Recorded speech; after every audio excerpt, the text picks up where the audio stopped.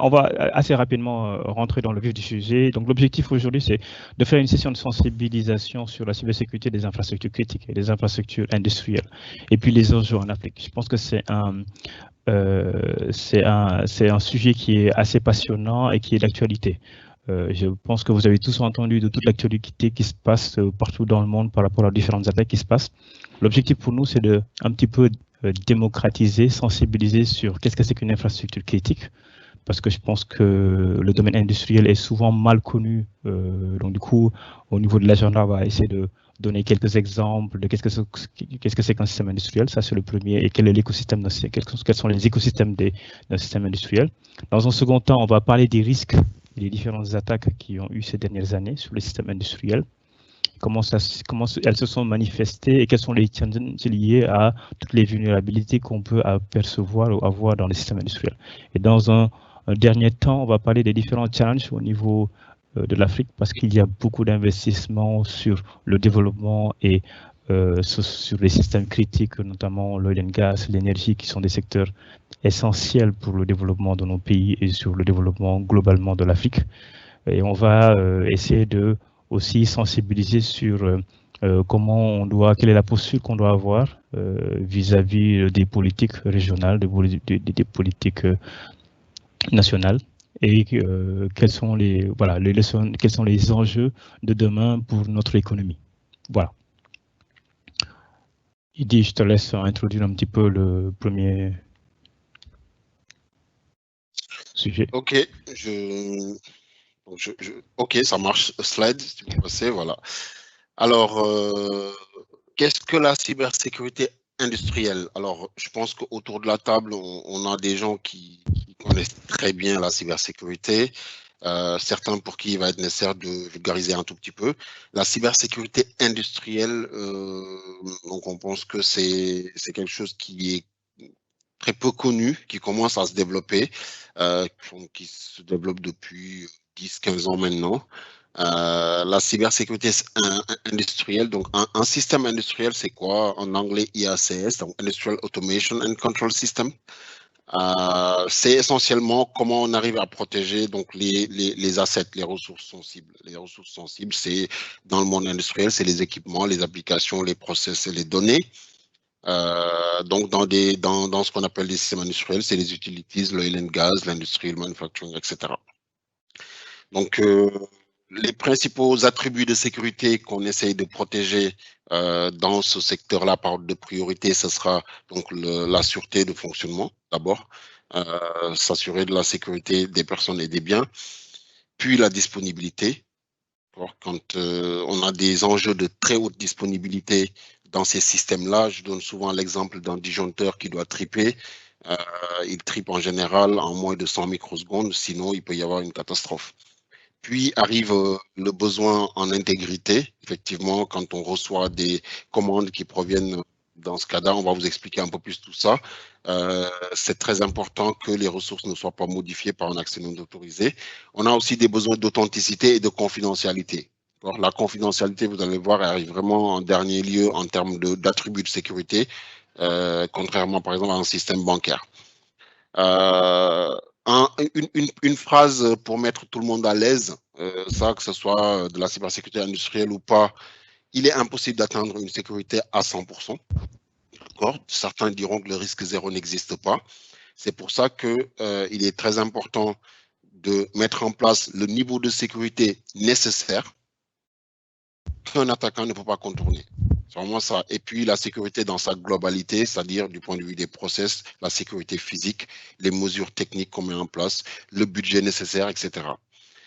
Et donc, on met ces mesures-là en place une fois qu'on connaît plus ou moins son profil de sécurité, c'est-à-dire dans quel environnement on est, dans quel contexte on évolue, dans quel business on est, dans quel type d'industrie on est et quels sont nos attaquants potentiels. Donc, très important de connaître nos attaquants potentiels pour pouvoir identifier son profil de sécurité et après, par une analyse de risque, mettre en place le niveau de sécurité nécessaire. Voilà, papa dame. Et en fait, merci Eddy. Donc, en fait, je pense que les messages à retenir sur la cybersécurité industrielle et le domaine d'application sont assez nombreux.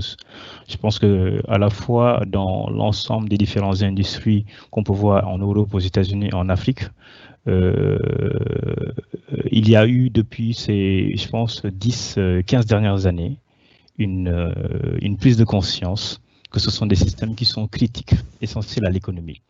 Ça veut dire qu'il y a une nouvelle forme de guerre, ce qu'on appelle souvent la cyber warfare, sur lequel on peut atteindre des enjeux qui peuvent avoir des enjeux économiques et des enjeux géopolitiques. Ces systèmes industriels, souvent, on les voit dans plusieurs secteurs, ce qu'on appelle des secteurs essentiels à l'économie. On a vu qu'en France, il y a une dizaine d'années, mis en place une loi de la LPM, la loi d'opération militaire, qui est maintenant beaucoup plus étendue en Europe avec une nouvelle réglementation qui s'appelle le NIS. Et au niveau des États-Unis, par exemple, et dans d'autres continents, on a pas mal de réglementation autour de la sécurité nationale. Pourquoi au niveau de la sécurité nationale? Parce que ce sont des systèmes industriels qui touchent à l'ensemble des différentes industries. Certaines industries comme l'oil and gas sont extrêmement importants et il peut y avoir des attaques contre des intérêts économiques pour ces pays. Le secteur de l'eau est un élément important. Le secteur de l'électricité, les systèmes liés à tout ce qui est système hospitalier, ce sont des systèmes essentiels à l'économie. On a aussi des systèmes qui sont souvent ce qu'on appelle mission critical, les systèmes de défense, qui peuvent aussi qui peuvent intégrer des systèmes industriels, des systèmes de transport. On a vu que dans pas mal de pays en Afrique, il y a le développement de nouvelles lignes de métro, de nouvelles lignes de transport qui intègrent des systèmes de signalisation, qui sont des systèmes en temps réel et qui permettent et qui peuvent, en cas de compromission, causer des impacts vraiment fatals par rapport à la régulation et à la signalisation. Ça veut dire qu'un train peut rentrer en collision si le système de compromission peut être atteint. Donc voilà, donc c'est un ensemble de systèmes qui sont essentiels à l'économie. On a des secteurs qui sont beaucoup plus sensibles, extrêmement sensibles, qui sont par exemple tout ce qui est air traffic management. Ce sont des systèmes qui couplent à la fois des systèmes de radar et des centres de contrôle aérien qui échangent des informations en temps réel et qui ont besoin surtout de disponibilité, comme Eddy vient de le dire. On a besoin aussi de sûreté des fonctionnements. Ces systèmes sont souvent redondants. On parle aussi en Afrique d'un enjeu qui est un enjeu économique essentiel, qui est l'électrification. Et on voit en fait ces dernières années qu'il y a beaucoup d'investissements autour des smart grids. Les smart grids, en fait, c'est tout ce qui est réseau électrique. Parce que maintenant, pour assurer la fiabilité du réseau, on est capable de pouvoir mettre en place des systèmes qu'on appelle des systèmes DMS, des systèmes de dispatching qui permettent de pouvoir dispatcher l'énergie dans un pays pour pouvoir, en cas de problème météorologique, couper ou faire des délestages. Et ces systèmes aussi, des DMS et des EMS, Energy Management System, sont aussi des systèmes qui intègrent des systèmes SCADA et qui sont des systèmes critiques. Parce qu'en cas de compromission, et on verra tout à l'heure que dans des exemples, il y a eu beaucoup d'attaques ces 10 dernières années, depuis 2010, sur ces systèmes industriels et sur ces OIV. Je vais juste aussi un petit peu expliquer un écosystème technologique industriel qui est en train d'évoluer très fortement. À la base, on parlait de systèmes distribués. En fait, un système de métro, un système de signalisation, on faisait ça avec une technologie qu'on appelle du Corba en temps réel, avec des automates et des composants IHM de supervision qui permettaient de pouvoir faire de l'acquisition de données. Et maintenant, cet écosystème, il est beaucoup plus large. Parce que quand cet écosystème devient beaucoup plus large, il y a de plus en plus une surface d'attaque qui est de plus en plus grande. Et par rapport à ça, ce qui est bien de pouvoir distinguer, c'est qu'on distingue beaucoup de types de niveaux. Le premier niveau industriel qu'on avait souvent et qui était le plus classique, c'était les ICS, c'est les Industrial Control Systems, ce qu'on appelle, c'est ce qu'on voit, les systèmes d'acquisition de données et de supervision qui permettent à des systèmes de signalisation pour les trains ou des systèmes d'énergie, de pouvoir gérer l'énergie et de pouvoir à travers des systèmes en temps réel. Par la suite, on a eu de nouveaux usages de ces systèmes. On a rajouté des capteurs de plus en plus nombreux, ce qu'on appelle des Industrial Internet of Things. Ça veut dire que ce sont des composants qui se rajoutent aussi à ces systèmes. Et tout ce monde-là s'appelle l'OT, qui est différent de l'IT, ou il est plutôt complémentaire à l'IT. L'IT, c'est tout ce qu'on voit au niveau de les systèmes d'information gratuitement qui permettent de pouvoir faire du business, qui permet aux des entreprises de vendre leur système, de vendre leur courant, de vendre leur système de transport ou de vendre des systèmes de navigation. C'était juste pour donner un éventail technologique de l'ensemble de ces différents composants. Voilà, si tu permets, Papa Dame, je vais apporter juste un petit complément d'information par rapport au message qu'il faut retenir sur ce sujet. Ce qu'il faut comprendre, c'est que donc, avant de présenter l'architecture, hein, tu peux rester là sur ce slide. Globalement, si on prend l'exemple de la France, aujourd'hui, au niveau de la France, on a des classifications de type CSPN, cybersécurité de premier niveau, CSSN, cybersécurité de second niveau. C'est-à-dire qu'aujourd'hui, quand vous êtes opérateur d'intérêt vital, quand vous n'êtes pas homologué ANSI CSPN, vous ne pouvez pas compétir dans certains secteurs d'activité. Ce sont des secteurs d'activité, comme l'a dit Papa Dame tout à l'heure, qui peuvent avoir un impact, qui peuvent avoir des conséquences létales en cas de perte de disponibilité, c'est-à-dire qu'il peut y avoir mort d'homme, il peut y avoir des impacts sur l'environnement, il peut y avoir un impact fort dans la vie de la nation de manière générale, dans le fonctionnement et de la sécurité de la nation. Donc, ces classifications-là permettent aussi de cadrer les OIV, les opérateurs d'intérêt vitaux, qui sont des fournisseurs de services essentiels. Et la spécificité justement de ces nouveaux systèmes industriels qui deviennent de plus en plus autonomes. Donc aujourd'hui, quand on développe un système industriel, des entreprises comme Schneider Electric, comme General Electric, ce qui drive l'innovation, c'est essentiellement l'autonomie. Il faut que les systèmes soient autonomes, d'accord? Il faut que les systèmes soient intelligents. Il faut que les systèmes puissent capter une information, traiter cette information avec une intelligence embarquée et envoyer des ordres à des actionneurs qui vont mener des actions. Donc, ce triptyque-là, capteur, intelligence, actionneur, c'est ce qu'on retrouve dans tous les systèmes de type IoT ou ICS. D'accord? Donc, ces systèmes qui sont de plus en plus connectés, intelligents et autonomes, donc, forcément rentrent dans une augmentation de cette surface d'attaque et qui favorise justement les risques dont on va vous parler plus tard. Tu peux passer au slide suivant, s'il te plaît. Et ce qui est important aussi, juste pour compléter aussi le discours de Idi, c'est que par défaut, ces systèmes n'ont pas été conçus avec de la sécurité intégrée. Ça veut dire que parce qu'ils ont des bandes passantes, ils ont des espaces mémoire assez contraints et ils ont et leur cycle de vie est assez long comparé au système technologique beaucoup plus récent. Mais on revient là-dessus pour pouvoir un petit peu expliquer la différence entre les deux.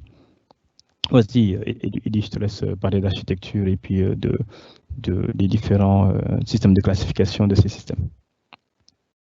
Yes. Voilà. Donc, c'est un slide qui présente un peu, de manière un peu plus ou moins désordonnée, enfin un désordre ordonné, donc les différents équipements qu'on peut retrouver dans un système industriel. Alors, la liste n'est pas exhaustive, hein. L'idée, c'est de vous donner un aperçu des différents équipements qu'on peut retrouver dans un système industriel. Ici, à gauche, classifié en biens support. Tel que défini par l'ANSI. On retrouve en général quatre types de biens support. Les équipements informatiques, les équipements réseau et de sécurité, les automates programmables et ce qu'on appelle les autres équipements électroniques. D'accord. Donc, dans les équipements informatiques, on va retrouver, bien sûr, les IHM de monitoring, de supervision, les SCADA, etc., qui permettent de piloter à distance les automates, de leur envoyer des ordres, de faire de la remontée de données. On va retrouver aussi des PC. Ces PC sont en général des PC, des postes nomades. Alors, ce ne sont pas des PC à demeure sur le site, ce sont souvent des PC de maintenance ou des PC de diagnostic qu'on vient plugger de manière temporaire pour effectuer une opération de maintenance, mettre à jour le système, faire des relevés de perturbographie, etc.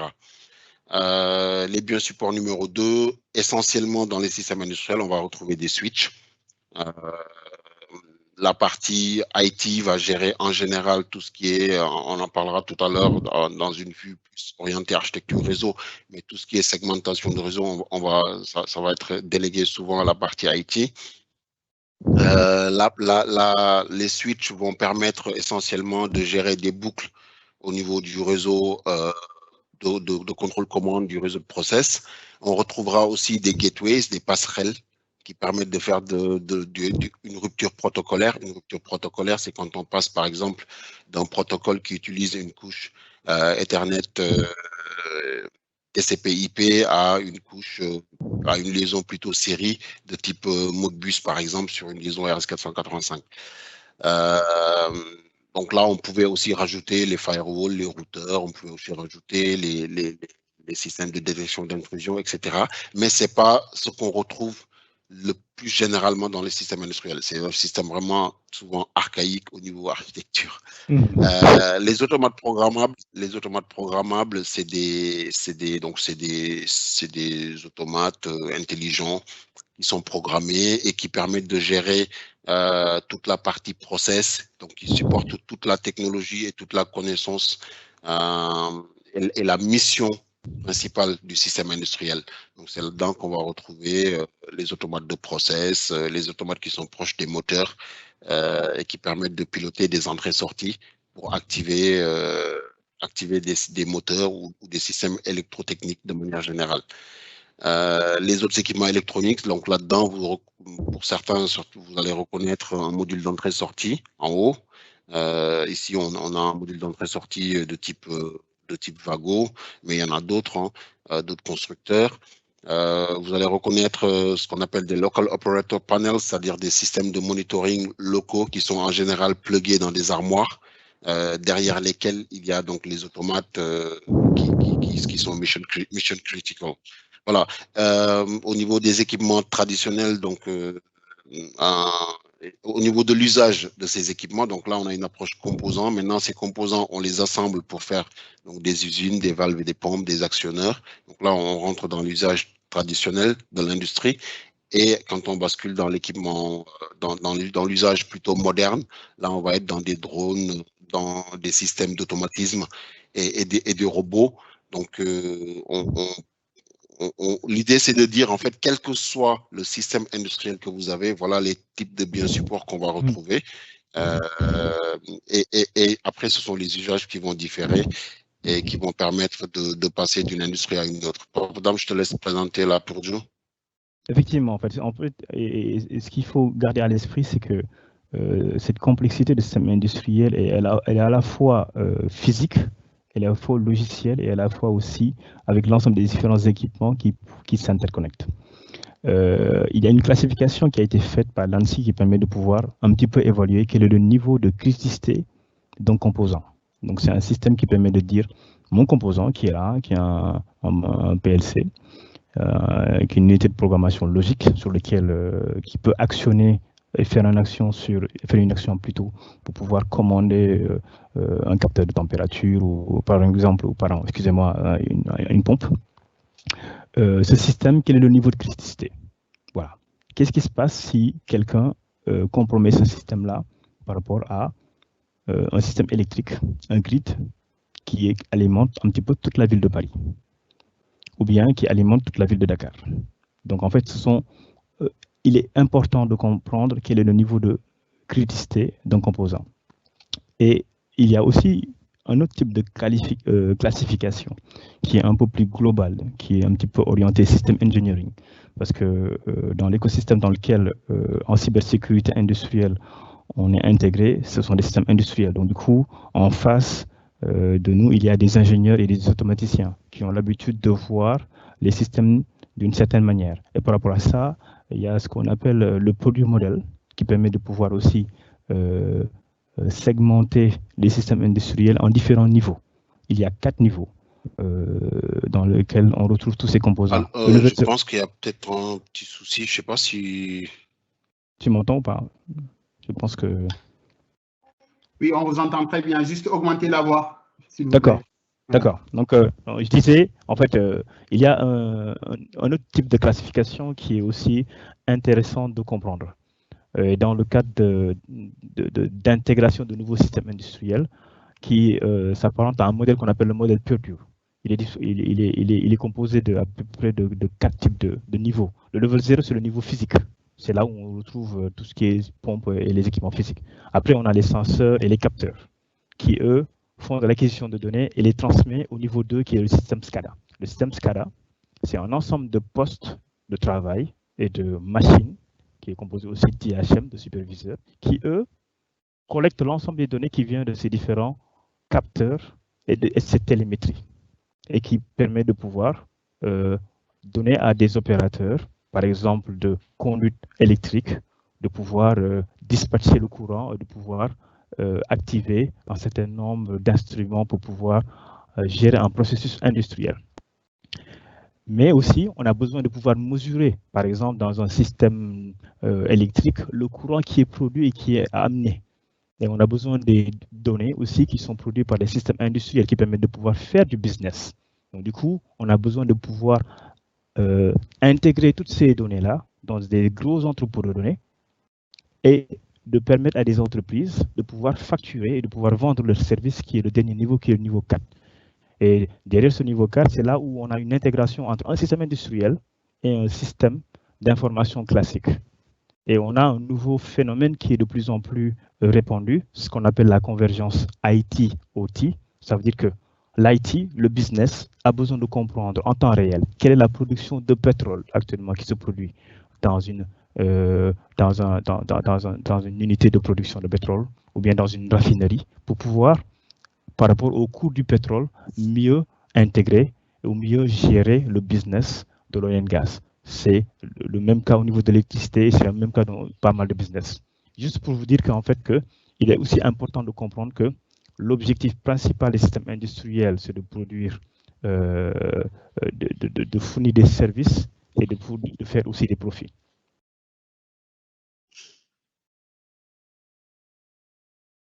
Idi, je te laisse donner un petit peu une vision globale consolidée de l'architecture qui aussi intègre le modèle Purdue. Ok, je te laisse passer au slide suivant.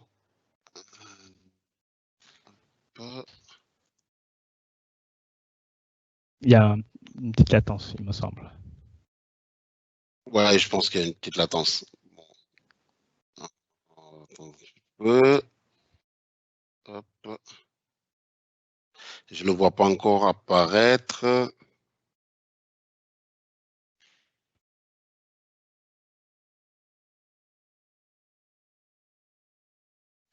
Yes, là c'est bon.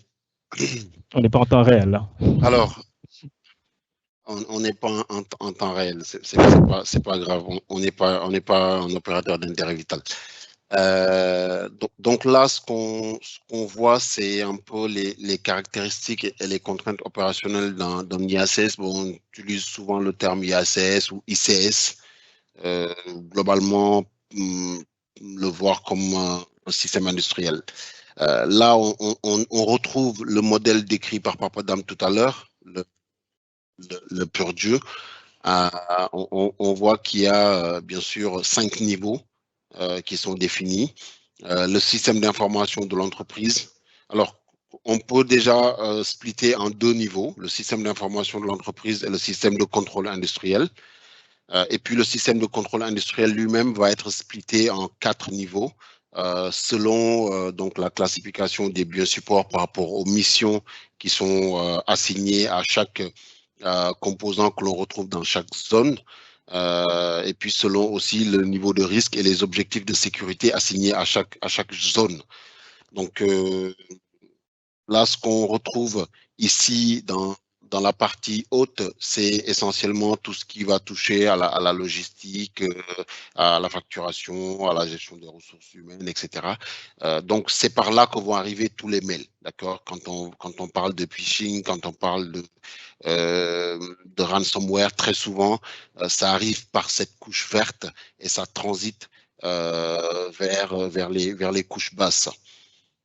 Donc, on voit aussi que le modèle, il est très intégré. Le modèle est très intégré parce que tout à l'heure, on a dit que les systèmes industriels étaient de plus en plus autonomes, de plus en plus intelligents, de plus en plus connectés. Donc, il faut retenir cet aspect, la connectivité des systèmes industriels, ce qui fait qu'on a des échanges qui se passent entre le système d'information de l'entreprise et le système de contrôle industriel. Un exemple, c'est quand on fait de la télérelève, dans le cadre d'un smart grid, par exemple, quand on fait de la télérelève, c'est-à-dire que on a la possibilité depuis un compteur intelligent de mesurer la quantité d'énergie consommée, mais cette quantité d'énergie consommée, elle va être mesurée au niveau du niveau 0, d'accord, où on a le power meter, le compteur, qui va remonter l'information au niveau des RTU, des concentrateurs, qui vont remonter l'information au niveau peut-être des SCADA. L'information va être enregistrée peut-être dans une base de données historienne qui va stocker l'information, mais puis il va falloir remonter cette information jusqu'à un système analytique qui est très souvent distant. Ce système analytique distant va faire de l'asset management, va consolider tout ça et va transformer ça en facture qui va être envoyée au client. D'accord? Il y a des systèmes aussi de remontée de mails à des clients selon les usages, etc. Par exemple, quand on a fait les bornes de recharge de véhicules électriques chez Schneider, les clients voulaient savoir en temps réel, après consommation, quelle quantité d'énergie a été consommée et recevoir ça par mail. D'accord? Donc, les systèmes sont de plus en plus intégrés. Donc, la partie système de contrôle industriel, on va retrouver donc tout ce qui est gestion opérationnelle, tout ce qui va être supervision et contrôle. Donc, c'est là où on va retrouver, par exemple, le dispatching, les SCADA, etc. Le niveau contrôle-commande, donc c'est là où on va retrouver essentiellement les contrôleurs. Donc, les contrôleurs qui portent l'intelligence opérationnelle du système industriel. Et puis derrière, le niveau 0, c'est le niveau vraiment capteur-réactionneur. C'est le niveau où on est à l'état brut de l'information qui est remontée du terrain et qui est remontée au niveau de l'intelligence qui est un peu plus supérieure. Les contraintes opérationnelles des systèmes industriels, c'est vraiment, comme je l'ai dit tout à l'heure, un impact QSE très important, donc qualité, sécurité, environnement. Il y a un risque létal. C'est très important, on veut de la haute disponibilité. Je donne souvent l'exemple des systèmes de propulsion, des avions.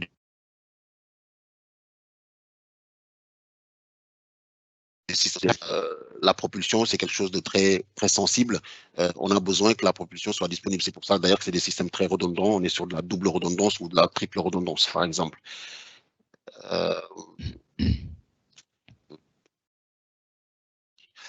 Voilà, j'espère que vous m'entendez. J'ai eu une petite interruption. Le déterminisme et le temps réel. J'ai parlé tout à l'heure des disjoncteurs qui doivent triper en moins de 100 microsecondes. Alors là, les systèmes complexes, là, c'est je pose ma casquette d'ingénieur cybersécurité, je reprends ma casquette d'architecte logiciel. On est sur des systèmes qui sont très complexes, c'est-à-dire on est sur des systèmes multicouches avec des niveaux de démarrage qui sont très souvent critiques. Multicouches, pour les puristes, on va parler de multiple stage bootloader. On est sur des systèmes distribués avec des systèmes qui gèrent le confort et d'autres qui gèrent le temps réel.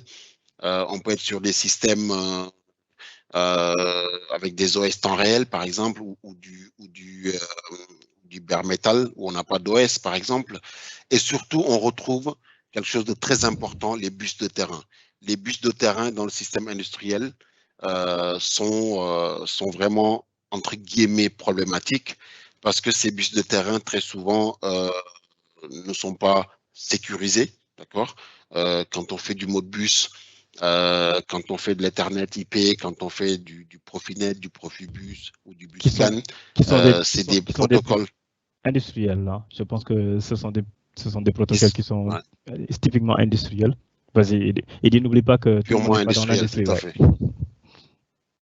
Oui, non, mais je donne l'exemple de ces protocoles justement pour expliquer que on a dans le monde de l'industrie des protocoles purement industriels, des bus de terrain qui sont très souvent utilisés très largement et qui permettent de faire justement ces missions-là. Et ce sont des protocoles qui sont très souvent porteurs de vulnérabilité parce que ils sont pas encryptés, ils sont pas sécurisés. Donc, il faut construire de la sécurité autour de ces équipements-là. Et enfin, la mise à jour de ces systèmes est très rare parce que très souvent, si on prend un bateau, il est en mer. Faut attendre qu'il soit en dry dock pour pouvoir faire les mises à jour, c'est-à-dire qu'il soit sorti de l'eau pour pouvoir effectuer certaines opérations de maintenance. Donc voilà un peu les contraintes qu'on retrouve dans ces systèmes-là et qui font que l'approche de la cybersécurité va être différente par rapport à un système IT. Et donc, beaucoup de contraintes opérationnelles à prendre en considération dans la démarche de sécurisation d'un système industriel. Effectivement, il est important en fait de bien distinguer quelles sont les exigences et les contraintes liées aux environnements industriels et aux environnements IT. Donc, ce qu'il faut savoir, c'est que un système industriel, l'objectif principal, c'est la sûreté. Comme il vient de le dire, il y a des risques létals, il y a des risques d'explosion. C'est pour cela qu'il y a une redondance sur des systèmes de signalisation parce que l'impact peut entraîner une collision. Sur des systèmes d'électricité qui peuvent provoquer un blackout à l'échelle d'une région. Et souvent, ce qui se passe, par exemple, c'est que les énergéticiens, ils essaient de couvrir, par exemple, c'est ce qui se passe en France ou bien en Pologne, etc. C'est que dans un pays, il y a des systèmes de dispatching qui couvrent un petit peu tout le pays. On peut en avoir à peu près 10 à 15 dans un pays, en fonction du périmètre de rayonnement géographique et du nombre de populations qu'on gère du point de vue énergique. Et ces systèmes, même s'ils sont redondants, s'il y a une défense et une compromission, il peut y avoir des impacts. Et ça s'est passé parce qu'il y a eu des attaques. On a vu ce qui s'est passé au niveau de l'Ukraine. Et il y a eu un problème de sûreté. Je ne sais pas si vous êtes au courant, mais il y a 2 semaines, il y a eu une attaque au niveau je pense qu'au niveau du Costa Rica, qui a entraîné une perturbation du réseau grid, qui a entraîné une explosion. Donc, il y a un vrai risque industriel. Donc, du coup, c'est différent d'un système IT technologique classique. Le deuxième point, c'est que l'ingénierie, le cycle d'ingénierie, il est beaucoup plus lent. C'est-à-dire qu'un système d'ingénierie industrielle pour pouvoir construire un pipeline ou bien pour construire une raffinerie, ou bien je pense que par exemple le Sénégal a signé une usine de gas to power. Ça ne prend pas 6 mois classiquement comme on a l'habitude de le faire en 6 mois, 9 mois dans l'IT. Ça prend à peu près entre 2 et 3 ans. Et dans ce cycle statique, il y a des phases projets dans lesquelles on est d'accord sur qu'est-ce qu'on doit faire, quels sont les composants qui doivent être mis en place, quels sont les différents systèmes à intégrer et quelles sont les différentes phases de réception qu'on appelle souvent le commissioning, quand est-ce qu'on livre le système et quand est-ce qu'il est mis en service. Le cycle est très long. Donc, du coup, si on intègre la cybersécurité, il faut l'intégrer d'une manière très différente qu'un système classique IT. Le troisième point, c'est que c'est le système d'âge, la moyenne d'âge. Un système industriel doit durer entre 15 et 20 ans, parce qu'on n'a pas la possibilité de pouvoir le changer, de l'upgrader et de rajouter de nouveaux composants. Un système, par exemple, qui gère le système de transport comme un système de signalisation, on ne peut pas dire on rentre en maintenance, on enlève 2 capteurs, on en remplace et puis le train commence à circuler. Non, on a besoin de pouvoir identifier des places de maintenance et ce sont des systèmes qui, une fois qu'ils sont intégrés, ont une durée de vie qui est extrêmement longue. Moi, j'ai eu l'occasion de travailler sur pas mal de systèmes de signalisation qui ont des operating systems ou des systèmes d'exploitation qui sont obsolètes depuis presque une quinzaine d'années. Et on ne peut pas les upgrader parce qu'en fait, il faut livrer un nouveau système. Et c'est très complexe et c'est très cher du point de vue financier.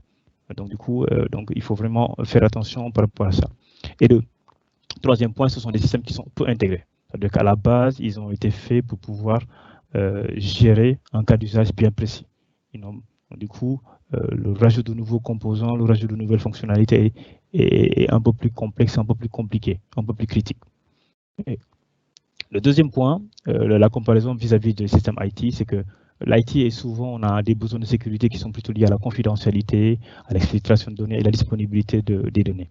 Le cycle de l'ingénierie, il est beaucoup plus court. On fait des projets en 6 mois, 9 mois. On est capable de pouvoir renouveler, rajouter ou refaire un nouveau réseau ou mettre en place des mesures de sécurité qui sont beaucoup plus agiles, de manière un peu plus agile. Et en moyenne, le cycle de vie est 2 à 3 ans. Et on a une ingénierie intégrée, une sécurité intégrée, parce que les composants cybersécurité sont par défaut maintenant, voilà, on a maintenant un système de qualification qui permet de pouvoir limiter les vulnérabilités. Maintenant, dans l'IT, on sait que les systèmes, on peut les patcher, on peut intégrer tous les processus qui permettent de pouvoir mitiger ces risques. Idi, est-ce que tu veux parler de l'écosystème technologique ou bien tu veux que j'en parle?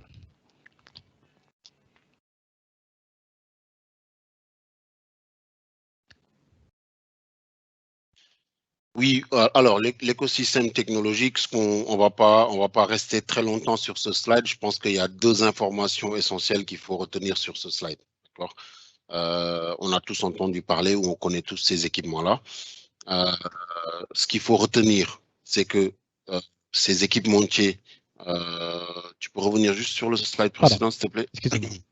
Voilà, celui-là. Donc, ces équipementiers fournissent des équipements, des systèmes et des solutions industrielles, d'accord, dans tous les secteurs de l'industrie. Ce sont les champions, les géants. On a tous chez nous des disjoncteurs, des équipements Schneider, ABB, etc. Ce qu'il faut retenir, donc, c'est que ces équipements industriels sont très souvent vulnérables, d'accord, que ce soit des capteurs, des disjoncteurs, des contacteurs, des power meters, des gateways, etc. Les équipements industriels, des automates. Aujourd'hui, on a des automates qui sont pas mis à jour depuis 5 ans, depuis 10 ans, avec toutes les vulnérabilités qui ressortent. Donc, c'est une réalité sur le terrain. On a des équipements qui sont souvent obsolètes et qui sont pas mis à jour. D'accord. Il y a un besoin, Papa Dame l'a dit tout à l'heure. Donc, les équipements industriels fournis par ces acteurs de l'écosystème sont très souvent vulnérables. D'accord. Le deuxième message très important, parce qu'on parle quand même de cybersécurité des infrastructures critiques en Afrique, et on en parlera tout à l'heure vers la fin, on fera un focus, c'est que, je pense qu'on l'aura tous remarqué, il n'y a pas d'Africains là-dedans. D'accord.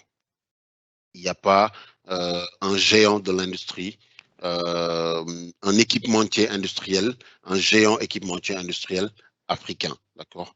Dans les infrastructures critiques africains, on retrouve les équipementiers étrangers. Donc, moi, je travaille pour General Electric, hein, donc j'ai absolument aucun problème avec le fait que des entreprises étrangères gagnent des marchés. Le monde est ouvert, le monde est interconnecté.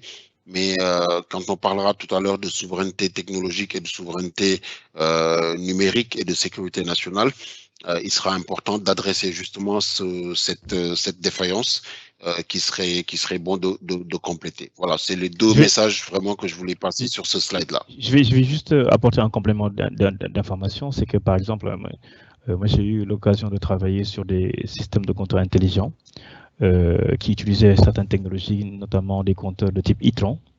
La France a vraiment mis en place des exigences par rapport à ces composants pour avoir cette capacité à gérer ces composants de manière autonome. Même si le fournisseur de composants est étranger, il faut absolument, pour avoir une souveraineté, de pouvoir définir, de pouvoir prescrire l'ensemble des exigences de sécurité qu'on attend d'un fournisseur de solutions.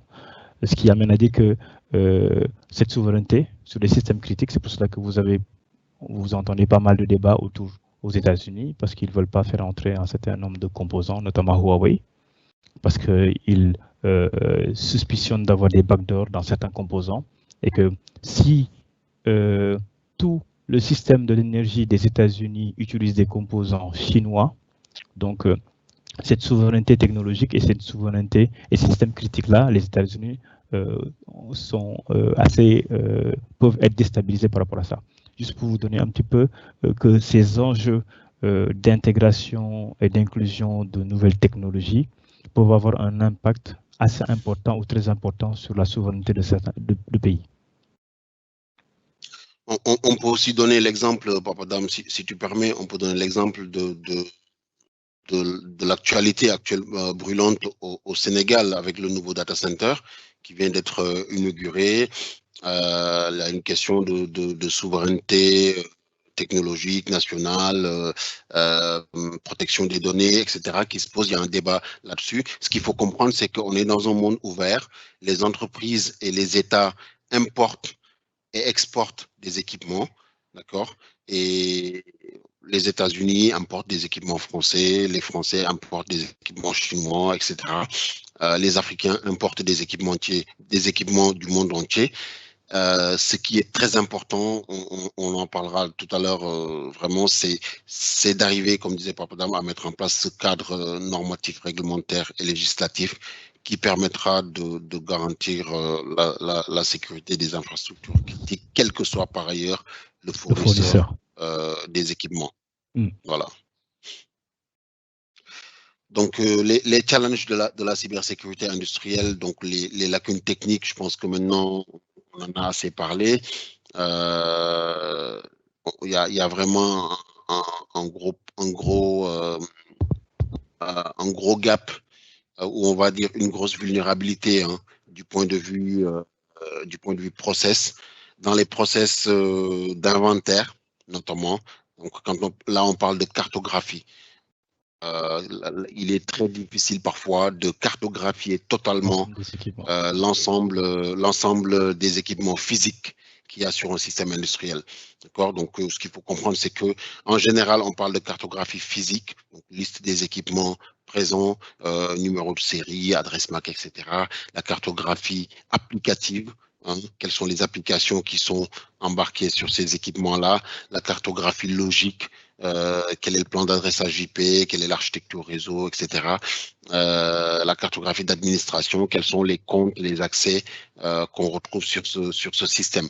Donc, on a quand même, maintenant ça commence à se mettre en place parce qu'il y a des normes, il y a des bonnes pratiques qui se démocratisent, mais on a un gros problème sur l'inventaire. Et je vais c'est pas forcément quand l'opérateur de... Ouais. Je vais juste rajouter aussi, faire un commentaire dessus, c'est que, en fait, comme les systèmes souvent ont des systèmes d'âge de 10 à 15 ans, en fait, finalement, on se retrouve avec des gens qui ne connaissent plus qu'est-ce qui existe, en fait. Des systèmes qui sont tombés en marche. Moi, il m'est arrivé d'aller dans une usine de traitement d'eau, dans lesquelles tous les gens qui avaient initié ce projet étaient à la retraite et il y avait un problème d'inventaire. Voilà. On ne savait pas qu'est-ce qui avait été installé. Et ce qui est important, c'est que si on ne sait pas qu'est-ce qui se passe, ça veut dire que quelqu'un peut, par exemple, manipuler le chlorinicateur et mettre beaucoup plus de produits dans le système de traitement et qui peut impacter une ville. Donc ça, c'est important de savoir que pour pouvoir protéger un système industriel, il est important de pouvoir identifier l'ensemble des différents assets. Et ce n'est pas simple. Et ce n'est pas simple du tout de faire un inventaire. Donc, il est arrivé aussi... Voilà. Vas-y, excuse-moi, Eddie. Pour compléter le rétexte sur les difficultés d'inventaire, je me suis retrouvé sur un site où certains modules d'entrée-sortie, je ne sais plus, c'était il y a un moment, mais il arrive qu'on est sur un site et on a des équipements de type entrée-sortie, par exemple, qui ont tous le même numéro de série. Voilà, donc c'est vraiment compliqué parce qu'en fait, les équipementiers, parfois, ne sont pas encore prêts, en fait, et n'ont pas encore opéré le virage sécuritaire qui fait que certains process doivent être respectés, etc. Donc, c'est très compliqué. Et aussi, on a des applications qui sont des applications maison, qui sont des applications open source, etc. Donc, d'autres qui sont propriétaires, d'autres qui sont liés à des problèmes de licence, le turnover, on en parlait tout à l'heure. Donc, c'est vraiment compliqué. L'autre problème, et j'en profite pour répondre à la question sur les vecteurs d'attaque connus du système industriel, hein, c'est vraiment, on va dire que le principal vecteur d'attaque, ça va être le facteur humain.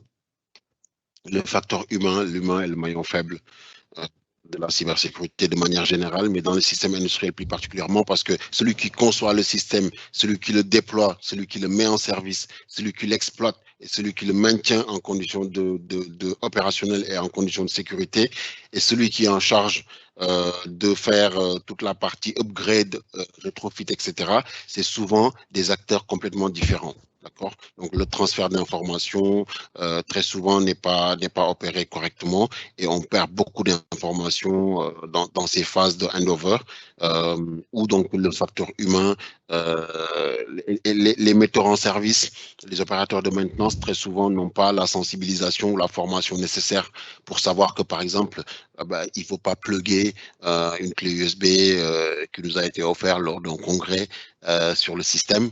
Hein. Certains pensent tout de suite à Stuxnet, par exemple. Savoir que quand on est sur un système qui est diffusion restreinte, on n'utilise pas son PC d'entreprise, par exemple. Donc, c'est vraiment des problèmes, des retours d'expérience qu'on a de metteurs en service qui ont fait ces erreurs-là.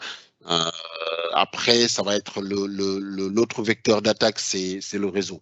C'est le réseau. Le gros problème, c'est ici, là, sur la liste, on le retrouve à la deuxième place, c'est un problème de segmentation. Très souvent, on a un gros problème de segmentation entre les systèmes d'information, les systèmes, ce qu'on appelle les Safety Integrity System, donc les SIS. Très souvent, ces systèmes-là doivent être complètement isolés. Ce n'est pas le cas.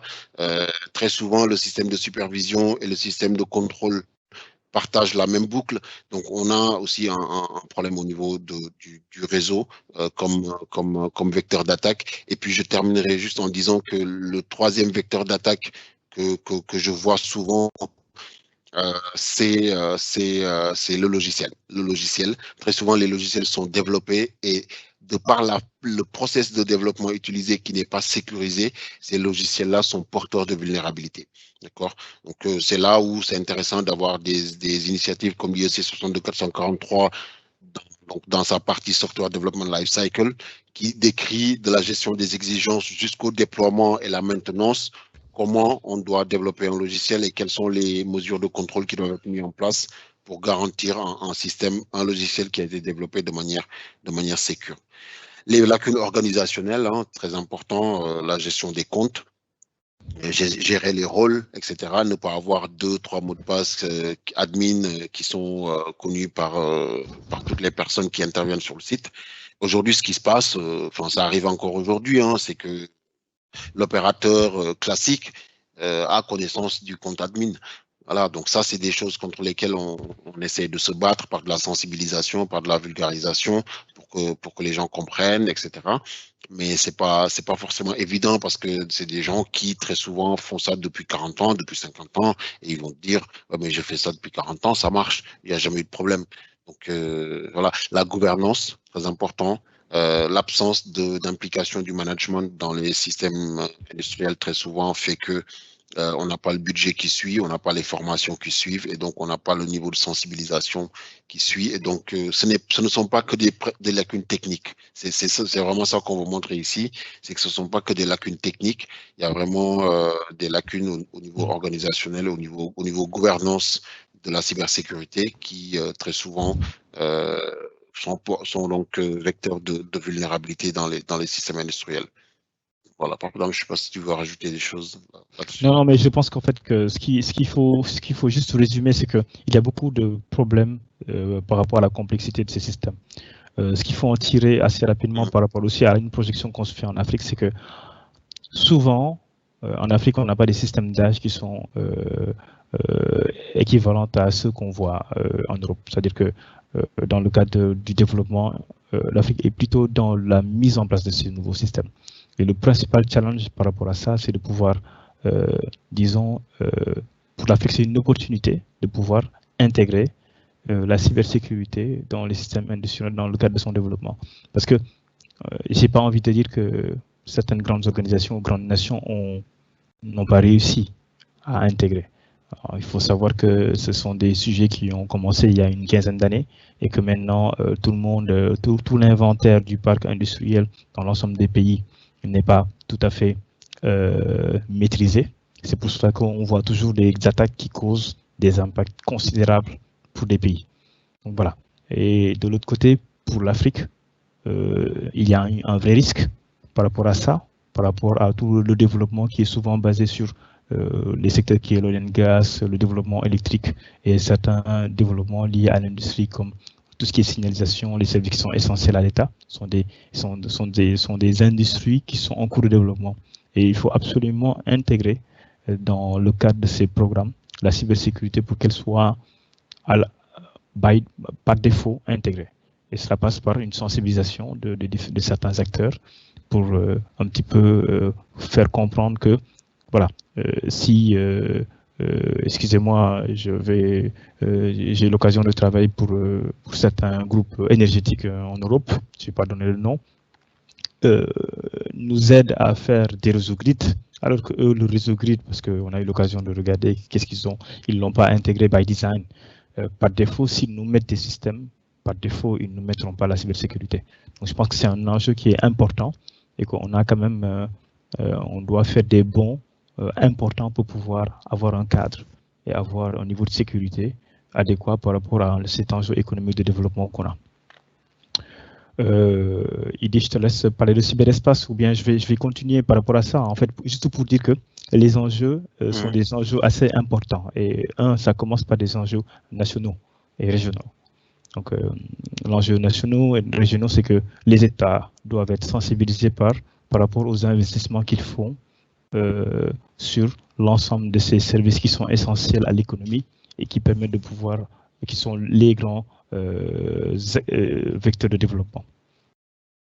Et par rapport à ça, en tant que régulateur, il doit mettre en place des différentes lois qui permettent de pouvoir intégrer la cybersécurité de ces infrastructures critiques. Il y a actuellement des choses qui se font au niveau de la CEDEAO. Je pense que l'année dernière, il y a eu une réglementation sur les infrastructures critiques qui commence à être mise en place. Mais l'enjeu n'est pas que ça. C'est-à-dire qu'une politique, elle est intéressante, elle est bien, mais il faut aussi donner les moyens pour que les législateurs puissent aussi avoir des outils qui permettent de pouvoir réellement intégrer avec des investissements adéquats pour pouvoir protéger ces différentes infrastructures. Le deuxième, un des points aussi importants, c'est les organismes qui permettent de pouvoir contrôler. Une fois que la policy elle est mise en place, il faut des organisations qui permettent aussi de pouvoir intégrer ces dimensions du point de vue industriel. Et au niveau de l'Afrique, ce qui est important et au niveau de la sous-région, c'est que souvent on a une industrie quand elle est à l'échelle d'un pays qui peut être extrêmement, qui n'est pas très significatif plutôt. Ça veut dire que si on compare une unité de production d'électricité entre la Gambie et le Sénégal ou bien entre le Nigeria qui a 200 millions d'habitants, il y a une disparité. Donc il faut réellement avoir une approche plutôt régionale, industrielle, qui permet de pouvoir avoir des lessons learned et de pouvoir intégrer à la dimension régionale ces différentes infrastructures, comme le fait actuellement la CEDEAO, mais elle doit intégrer aussi les industries par rapport à ces dimensions de protection des infrastructures critiques. Donc on a besoin de normes, on a besoin de normes, on a besoin de standards, on a besoin de frameworks, on a besoin de pouvoir aider les différents industriels à comprendre comment on le met en place. On a besoin de pouvoir avoir une vision stratégique qui permet de dire où est-ce qu'on doit protéger, qu'est-ce qu'on doit protéger et sur quelles normes. Je pense que l'écosystème des normes est actuellement assez intéressant sur lesquels, je veux dire, il ne faut pas réinventer la roue. On est dans une bonne phase où on peut capitaliser sur tout ce qui se passe dans le monde pour pouvoir l'intégrer de manière assez simple, assez intéressante, mais avec toujours une dimension industrielle. Protéger une ligne de métro est différent de protéger d'un grid électrique et différent de protéger dans l'oil and gas. Et on a besoin aussi de pouvoir former et dans le secteur industriel, l'expertise cybersécurité juste manque énormément. Je pense qu'on est tous surchargés de boulot, je pense. C'est bien pour nous, hein, pour les gens qui font de la cybersécurité, mais on manque d'expertise. On manque d'expertise et surtout d'expertise industrielle. Voilà. Et c'est important de pouvoir former, de pouvoir sensibiliser aussi pour que les politiques et les législateurs qui sont en train d'être mis en place, qui mettent en place un écosystème qui permet de pouvoir intégrer cette dimension-là.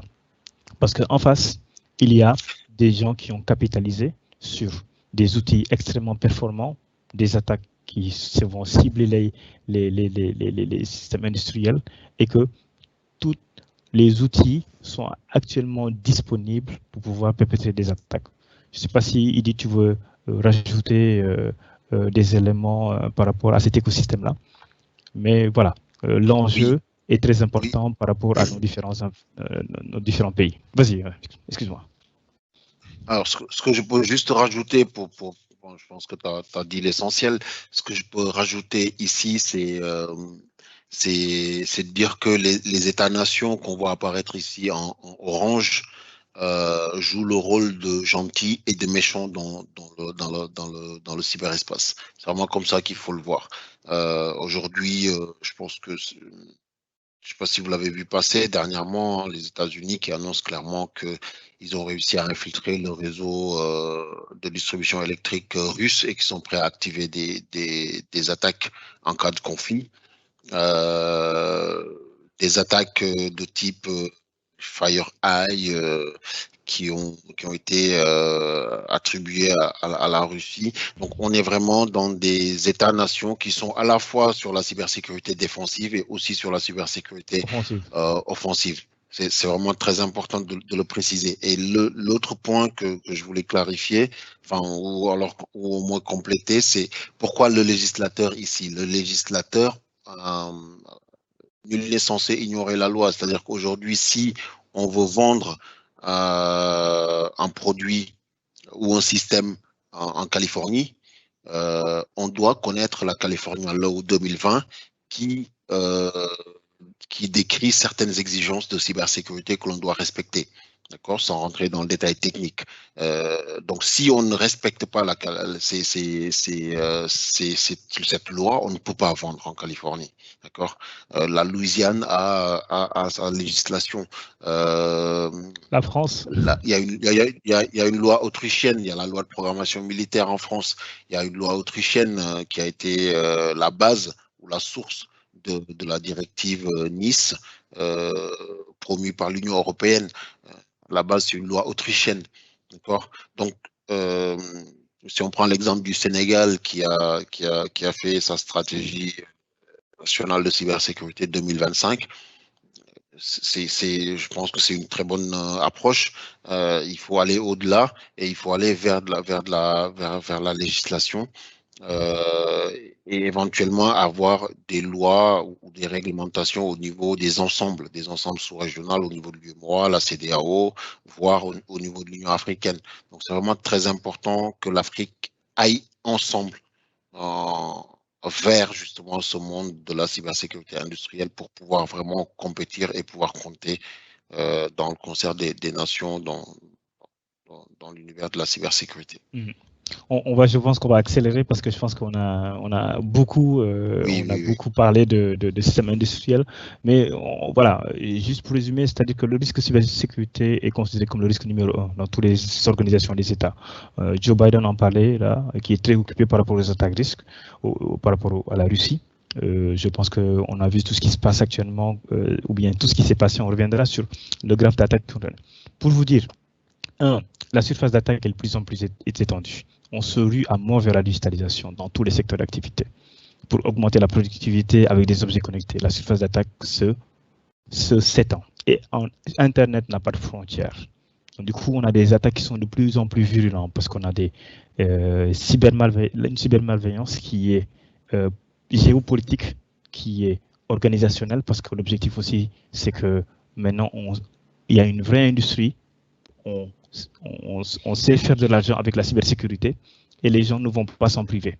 Et ils vont regarder les cibles qui sont les plus vulnérables pour pouvoir essayer de les attaquer. Il est arrivé l'année dernière qu'on puisse envoyer, suite à un ransomware, dans une mine de diamants, c'était au Mozambique, où tout était voilà, compromis. Donc il fallait envoyer en urgence des personnes. La mine se trouvait un petit peu très loin dans une forêt, mais quand même il y avait des gens qui ont plégué un accès 5G et qui, de manière malencontreuse, compromis, voilà, permis à des attaquants de pouvoir bloquer une mine. Voilà, pour dire que les impacts et les risques sont au niveau national.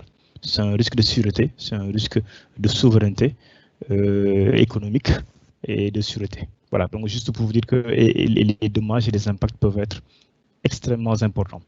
Et juste pour vous donner un petit peu le paysage, un petit peu repris tout ce qui passait en termes d'impact et des coûts de la cybercriminalité en attaque. Je pense qu'actuellement, les chiffres parlent de 5 milliards de dollars. Parce qu'il est important de savoir qu'il y a une forte croissance, une augmentation de 20 à 30% selon Accenture de la cybercriminalité, et les impacts sont extrêmement conséquents. Donc, je te laisse peut-être parler des enjeux assez rapidement pour juste illustrer que le système industriel et les infrastructures industrielles sont aussi, il peut y avoir des enjeux vraiment économiques très importants dans les pays. Oui, les enjeux, je pense qu'on en a déjà parlé, hein. La souveraineté, tout mène à l'économie, parce que quand on arrive à infiltrer un système industriel, quand on arrive à infiltrer un site de liquéfaction ou une raffinerie, quand on arrive à infiltrer un industriel comme Colonial Pipeline, on atteint à la compétitivité, on peut mettre en place de l'espionnage industriel. Donc, naturellement, la souveraineté économique des États peut être remise en question ou compromise. Il y a des enjeux technologiques. On parlait tout à l'heure du fait que les équipementiers industriels ne sont pas africains, par exemple. Donc, ça veut dire que c'est une dépendance vers l'extérieur. Même si il l'était, le risque de vol de technologie existe, hein, avec les attaques physiques. Aujourd'hui, il y a des gens qui sont capables de démonter un microcontrôleur ou de démonter un FPGA et de faire du reverse engineering là-dessus, et de récupérer les informations qu'il y a dessus, de récupérer les clés privées, de récupérer les clés de cryptage, etc. Destruction de sites industriels, hein. Les automates sont en charge de procédés qui sont très souvent très sensibles. Ces automates-là, si on est capable de les prendre en main à distance, et donc de modifier les scénarios de configuration et d'opération, on est capable d'accélérer des centrifugeuses, de les faire tourner 1000 fois, 10 000 fois plus rapidement que c'était prévu. On est capable d'envoyer des consignes qui sont beaucoup plus élevées que ce qui était prévu, et donc on est capable de faire exploser des sites industriels. La sécurité nationale, aujourd'hui, si on veut faire tomber un État, on n'a pas besoin de larguer une bombe, on n'a pas besoin d'envoyer une armée, hein. On prend la main sur le réseau électrique, on coupe le courant.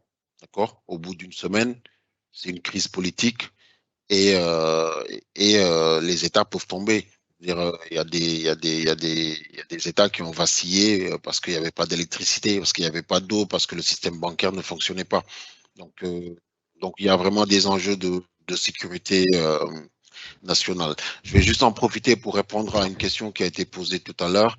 Est-ce qu'il y a des procédés ou des organismes qui évaluent la sécurité des systèmes industriels? C'est une question posée par JM. Oui, ça existe. Donc, je reprendrai juste l'exemple de la IEC 62443, qui est une framework et qui permet de faire une évaluation, qui permet de faire un audit. Alors, on ne fait pas de classification de ce point de vue-là, mais par contre, on peut faire une certification. On peut être certifié SL1, SL2, SL3 ou SL4 du point de vue de la IEC 62443. L'autre chose qu'il faut prendre en considération, c'est que dans le monde industriel, on commence à en parler maintenant, mais on parle peu de certification, on parle beaucoup d'homologation. L'homologation, c'est quoi? C'est un organisme comme l'ANSSI qui va dire que telle structure ou telle solution est homologuée CSPN, cybersécurité de premier niveau.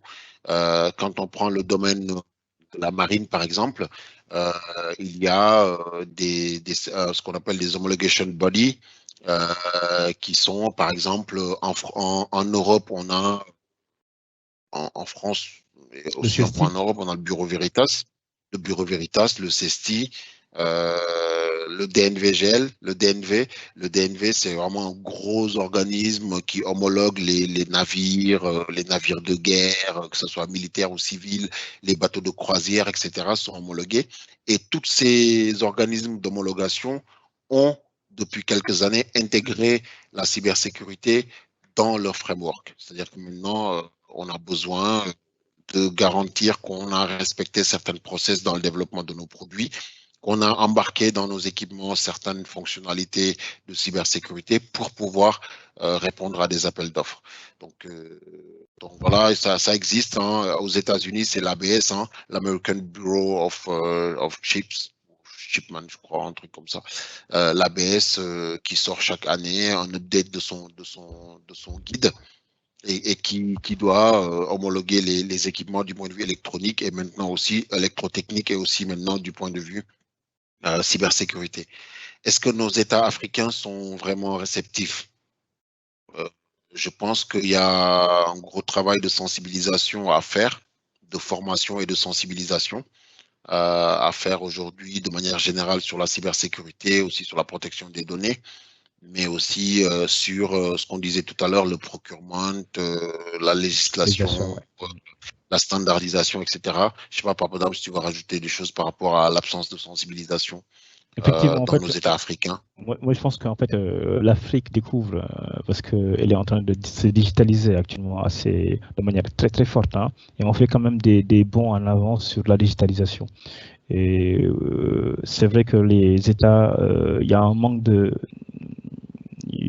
sensibilisation globalement, et plutôt un manque d'intégration de l'industrie. Souvent, en fait, l'industrie, elle est plutôt, elle est moins intégrée contrairement aux pays développés. Et les industries qui sont les plus intégrées, qui ont, du point de vue intégration africaine, sont beaucoup plus, par exemple, l'électricité, il y a ce qu'on appelle le West African Power Pool, dans lequel il y a tous les utilities qui font de l'énergie, des power grids, qui sont déjà intégrés. Ils sont beaucoup plus sensibles par rapport à cette problématique-là qu'une industrie de l'oil and gas qui est un petit peu disparate. Ça veut dire que le Nigeria fait de l'oil and gas différemment du Sénégal et ils ne se parlent pas, les différents pays. Donc, du coup, comme ces industries sont moins intégrées, il y a moins de sensibilisation, il y a moins d'impact sur la sensibilisation du point de vue régional. Et il y a moins de réception aussi. Ils sont moins réceptifs parce qu'il est plus simple dans un colloque ou dans une réunion de la CEDEAO de pouvoir faire une réunion de sensibilisation de la cybersécurité au niveau de l'oil and gas que d'aller dans les 15 pays et de pouvoir faire cette sensibilisation-là. Donc, il y a un vrai challenge de sensibilisation. C'est pour cela qu'il faut qu'elle soit régionale. Chaque pays ne peut pas avancer tout seul. Et il faut toujours garder le meilleur de chacun des pays, ce qu'il fait pour pouvoir aussi l'intégrer dans les différents sujets. Mais c'est un sujet qui actuellement est extrêmement peu pas intégré dans les stratégies.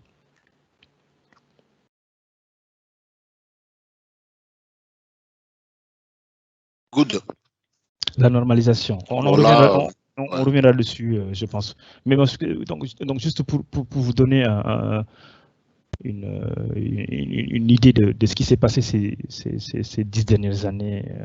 Et vous voyez, en fait, sur la courbe 2010, vous voyez des attaques qui sont un peu plus ciblées. Tout le monde sait ce qui s'est passé au niveau de Stuxnet, en fait. Stuxnet, c'est, comme Idi on en parlait, c'est là où les gens ils ont pris conscience qu'on peut déstabiliser un pays. L'Iran voulait se doter d'une arme nucléaire et avait des centrifugeuses. Les États-Unis ont fait une attaque ciblée. On voit aussi que sur le réseau, et on est capable de pouvoir atteindre les systèmes industriels et en déposant des une charge virale sur des composants industriels. Donc, du coup, ce sont des attaques qui sont extrêmement avancées, extrêmement pointues. On a vu ce qui s'est passé au niveau des intérêts économiques de l'Arabie Saoudite. Là, on parle plutôt d'un virus en 2012 sur Saudi Aramco.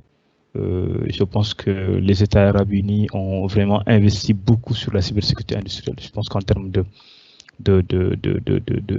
standards ou de niveau de sécurité, ils font partie des gens qui ont vraiment subi ces attaques-là et qui ont vraiment compris qu'est-ce qui s'est passé. Pour le moment, en France, il y a de forts investissements dans le domaine de l'oil and gas pour pouvoir sécuriser, parce que la difficulté est que les sites pétroliers ne sont pas juste dans un pays, ils sont souvent dispersés. Et tout ça pour vous dire que voilà, les attaques ukrainiennes sur le power grid, ce sont des attaques ciblées qui utilisent la surface d'attaque qu'on peut identifier déjà des systèmes IT, parce qu'on parle de mail, on parle de clé USB, et une fois qu'on compromet un système, voilà, on passe à des niveaux on parle par l'identification, comme le SAL l'a vu, et on peut réellement compromettre un système. Et l'impact, il est extrêmement conséquent. Je ne sais pas si Idi, tu veux revenir dessus, parce qu'il faut vraiment qu'on accélère sur les différents stades. Non, je pense que c'est clair. De toute façon, on aura l'occasion tout à l'heure sur notre slide de faire une illustration d'un scénario d'attaque. Donc, non, c'est bon. Là, ce qu'on peut voir, c'est un peu la typologie des attaques qu'on peut retrouver dans un système industriel, selon l'impact et selon le niveau de complexité ou de sophistication de l'attaque. Hein. Donc on voit que le bon vieux Stuxnet est toujours là, hein, parce que en termes d'impact et de niveau de sophistication, aujourd'hui, on n'a pas encore trouvé mieux. Hein.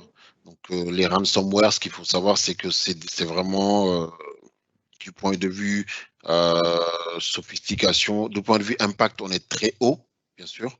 Mais du point de vue sophistication, c'est pas vraiment les typologies d'attaque les plus sophistiquées, hein, parce qu'en réalité, ce qui se passe, c'est qu'on vient les deux bien support dont je vous ai parlé tout à l'heure, les IHM et les PC de maintenance, dans un système industriel, on les ferme. Donc c'est très souvent les SCADA qu'on ferme, et en fait, on empêche toute opération, quoi. Ouais. Je pense qu'on peut passer au slide suivant. Alors, il y a une question juste qui dit comment lutter contre le top 10. Donc là, on fait un mix en fait entre présentation et réponse aux questions pour que ça soit un peu plus vivant. Tu veux prendre la question? Alors, Idi, puisqu'il y a beaucoup de questions, vous pouvez continuer et après on va répondre aux questions. OK. Ouais, il nous reste 3 slides. Donc ça va aller vite. Continuez à la fin, on va répondre à toutes les questions. Juste ce qui est important, en fait, de comprendre dans ce graphe, c'est-à-dire qu'il y a un impact. Souvent, les attaques sur les systèmes industriels sont vraiment. L'impact, il est extrêmement fort. Voilà. Ça veut dire qu'on est. En Ukraine, on a tout le système de safety, on l'a compromis. Et quand un système de safety est compromis, voilà, le système industriel est endommagé. Et si vous voyez sur la gauche, en fait, on a un petit peu comment se déroule une attaque. Il y a une phase de reconnaissance. Et puis, une fois qu'on a une phase de reconnaissance, on cible et puis on délivre une charge utile qui permet de pouvoir exploiter une vulnérabilité. Ce qu'il faut savoir, c'est que il n'est pas juste cette charge utile, cette reconnaissance ne se fait pas juste sur le système industriel. L'objectif, c'est de rentrer dans le système industriel. Et on commence par le système IT. C'est pour cela qu'il est important aussi, du point de vue cybersécurité, que l'IT soit au bon niveau pour que le système aussi industriel soit protégé.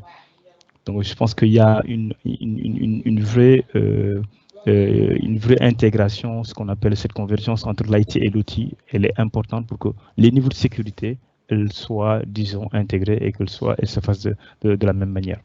Voilà, parce que une vulnérabilité sur le monde IT peut entraîner une vulnérabilité sur le monde industriel. Et sur le monde industriel, on a des vulnérabilités assez spécifiques parce qu'on a des agents de maintenance qui se connectent à distance, parce que sur l'ensemble des différents sites industriels, qu'est-ce qui se passe? C'est qu'on prend la main en cas de maintenance sur les sites industriels. et on permet de pouvoir faire les gestes des opérateurs pour pouvoir soit mettre à jour certains firmware, soit mettre à jour un certain nombre d'éléments.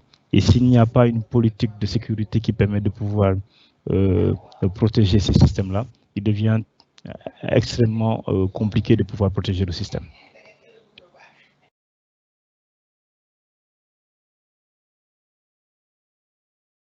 Good. Idi, je te laisse la main sur le scénario d'attaque du blackout du réseau grid. Yes. Oui. Oui, j'attends que le... Ok, super. Là, c'est bon. Donc, un scénario d'attaque de ce qui s'est passé. Alors, il y a eu deux attaques. Hein. Il y en a un qui a eu lieu le 23 décembre 2015. Je vais présenter celui-là, essentiellement, sans rentrer dans un niveau de détail technique hyper poussé, parce qu'on n'a pas la connaissance de l'audience. Mais globalement, ce qui s'est passé, c'est un blackout électrique. On a coupé le courant. Concrètement, on a coupé le courant à 1,4 million d'Ukrainiens. Et comment ça s'est passé? Donc, il y a eu une analyse qui a été faite du point de vue de la 62443 par des experts de l'ISA, l'International Society of Automation. Et donc, cette analyse a permis de ressortir les trois étapes du déroulement de cette attaque. Donc, ce qui s'est passé, c'est qu'un employé, donc là, vous retrouvez à gauche le réseau qu'on vous a présenté tout à l'heure, hein, une vue simplifiée du réseau. On retrouve la couche, le système d'information de l'entreprise. On retrouve la partie OT. D'accord. Le deuxième réseau, on voit bien qu'il y a des firewalls entre Internet et le réseau IT. On voit qu'il y a un firewall entre le réseau IT et le réseau OT. On se dit quand même que c'est pas vraiment très mal tout ça, quoi. Ils ont bien bossé, les Ukrainiens. Ils ont mis en place des mesures de sécurité. En tout cas, ils ont mis en place des équipements de sécurité. D'accord. C'est là qu'on va voir qu'un équipement de sécurité en place, ça ne fait pas de la sécurité. L'équipement de la sécurité nous donne de la capability, une capacité à sécuriser. Mais ça ne veut pas dire qu'il est configuré correctement, ça ne veut pas dire qu'il est exploité correctement. Donc, ce qui s'est passé, c'est qu'un employé a reçu un mail dans lequel il y avait un fichier Excel avec des macros. Il a cliqué sur le fichier Excel. Voilà, qui ne l'a pas fait, qui ne l'a jamais fait.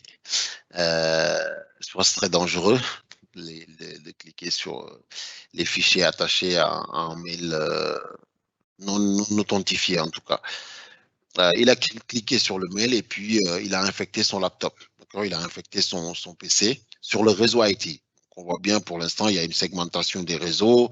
Il y a un réseau IT, un réseau OT, il y a un firewall. A priori, tout va bien. Sauf que ça, c'est l'étape 1. L'étape 2, c'est quoi? C'est la phase de reconnaissance. On en parlait tout à l'heure, c'est la phase de préparation de l'attaque qui a duré, selon les experts, entre 3 et 6 mois. D'accord? Donc, scan du réseau, le virus, il s'est installé, donc il a établi une communication du réseau IT de l'entreprise vers le réseau de son propriétaire, en tout cas de l'attaquant. Et puis, scan du réseau qui permet de voir s'il y a une communication qui se passe entre le réseau IT et le réseau OT. Et là,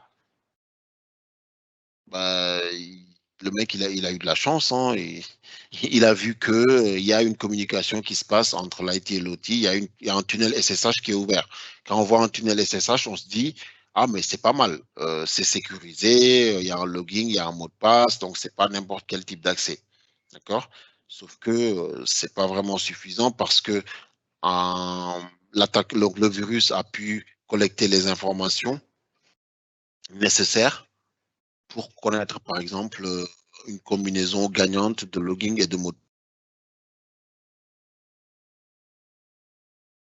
passe. Ce qu'on voit, c'est que à partir du moment où j'ai réussi à accéder à partir du moment où j'ai réussi à accéder au réseau, j'ai fait une reconnaissance. Je sais qu'il y a un tunnel SSH qui existe entre les, pour ceux qui ne savent pas, SSH, c'est Secure Shell. C'est le successeur plus ou moins de Telnet qui passe en clair. Donc là, il n'y a rien qui passe en clair. Tout passe par un tunnel, c'est encrypté, c'est protégé. sauf qu'avec un login et un mot de passe, je rentre dans le tunnel. Donc là, je rentre dans le tunnel. Hein, donc, comment détecter, comment connaître un login et un mot de passe? Il y a des mécanismes qui permettent d'enregistrer tout ce que vous tapez sur votre clavier. Donc, en rejouant tout ce que vous tapez sur le clavier, on arrive assez facilement à récupérer votre login et votre mot de passe. Donc derrière, initialisation du dispositif d'attaque prêt à déclencher. Donc là, on a accédé au réseau OT, hein, on accède au SCADA, on accède à ce qui permet de se projeter, de faire du remote access. Ce qu'il faut comprendre, c'est que cette usine-là, cette centrale de l'usine ukrainienne permet de contrôler les sous-stations électriques, tout le réseau de transport et de distribution électrique en Ukraine. Donc, on a accès à distance à des transformateurs, on a accès à distance à des disjoncteurs, à des automates qui assurent la distribution électrique. Donc là, il suffit juste de couper les disjoncteurs. Et là, c'est ce qui s'est passé. Mais avant de faire ça, donc ils ont bien initialisé le dispositif, ils ont nettoyé l'historique des activités. Pourquoi? Parce que c'est de la non-repudiation. Ça veut dire que derrière, quand on va venir procéder à un audit, on ne pourra pas remonter la trace de toute l'activité qu'il y a eu sur ce réseau avant la phase d'attaque. Donc, nettoyage de l'historique, très important. C'est pour ça qu'il faut faire des backups des historiques assez souvent. Et step 3, exécution de l'attaque. Exécution de l'attaque le 23 décembre 2015, c'est-à-dire 2 jours avant Noël. Comme quoi l'attaque avait quand même des objectifs ou des drivers politiques ou stratégiques, ou géostratégiques en tout cas, à 2 jours avant Noël. Donc on déclenche l'attaque et selon les témoignages d'un opérateur, la souris de l'IHM du SCADA a commencé à bouger tout seul. Donc là, on ne comprend pas ce qui se passe, pourquoi la souris bouge tout seul, je vais essayer de me connecter. Donc là, des ordres d'ouverture sont envoyés à différents disjoncteurs. D'accord? Donc, attaque telle centrale, la sous-station de Dakar, Bel Air, la sous-station de tel endroit. Paf, on envoie les ordres et les ordres arrivent. Il n'y a pas, tout à l'heure on l'a dit qu'il y avait un déficit de contrôle d'intégrité et d'authenticité sur ces réseaux-là. Donc quand le disjoncteur reçoit un ordre d'ouverture qui passe par un bus terrain tel qu'on l'a décrit tout à l'heure, qui n'est pas authentifié et dont l'intégrité n'est pas garantie, le disjoncteur va exécuter l'ordre qu'il a reçu. Donc, il va ouvrir le réseau et donc la sous-station concernée ou le feeder concerné va être déconnecté du réseau et la zone couverte par ce distributeur va se retrouver dans le noir. Donc, c'est exactement ce qui s'est passé. En plus de ça, je rentre chez toi, je fais ce que je veux et je te vire de chez toi. C'est-à-dire que les comptes et les mots de passe opérateurs, maintenance et administrateurs tels que connus par les exploitants jusqu'à présent ont tous été changés. Donc, l'IHM est bloqué, impossible pour l'opérateur ou pour le superviseur de se connecter. L'attaque a duré 10 minutes et en 10 minutes, 1,4 million d'Ukrainiens ont été privés d'électricité. Donc, quand on disait tout à l'heure que pour mettre à genoux une nation, il n'y a plus besoin de chars de combat ou de bombes ou de quoi que ce soit, il suffit de rentrer sur le réseau et de couper le courant ou de créer une compromission sur le réseau de distribution d'eau, par exemple. Donc ça, c'est un scénario d'attaque typique qui peut se produire dans nos pays africains, il ne faut pas se leurrer, parce que tout à l'heure, on l'a dit, les équipementiers, les fournisseurs de solutions sont étrangers, et le risque en face, c'est que les équipements et les systèmes industriels ayant besoin de maintenance, ben là, la maintenance, elle se fait comment? Elle se fait en remote. Donc, on est dans de la remote maintenance, la remote diagnostic. Donc, on est sur de l'accès distance, c'est-à-dire que depuis Paris, on peut prendre la main sur des systèmes industriels critiques à Dakar, à Bamako, à Abidjan, etc. Et à partir du moment où on peut prendre la main, c'est qu'on peut exécuter une attaque. Voilà, pardon, je ne sais pas si tu voulais rajouter quelque chose. Non, mais je pense que tu as très bien expliqué un petit peu toutes les phases d'attaque sur le cas ukrainien. Il y a un exemple aussi sur les attaques qui sont passées sur Stuxnet et qui a pris à peu près entre 6 et 9 mois pour la reconnaissance et pour pouvoir intégrer le système. Ça veut dire que quand une attaque de ce type-là aussi se produit, il peut y avoir pendant 6 mois des gens qui sont déjà présents et qui attendent le bon moment pour pouvoir perpétuer cette attaque. Donc, juste pour vous dire que, voilà, donc les systèmes de défense, il n'y en avait pas au niveau de cette attaque-là, et qu'il y a beaucoup de mesures de protection à mettre en place qui permettent de pouvoir un petit peu mitiger ces différents risques-là.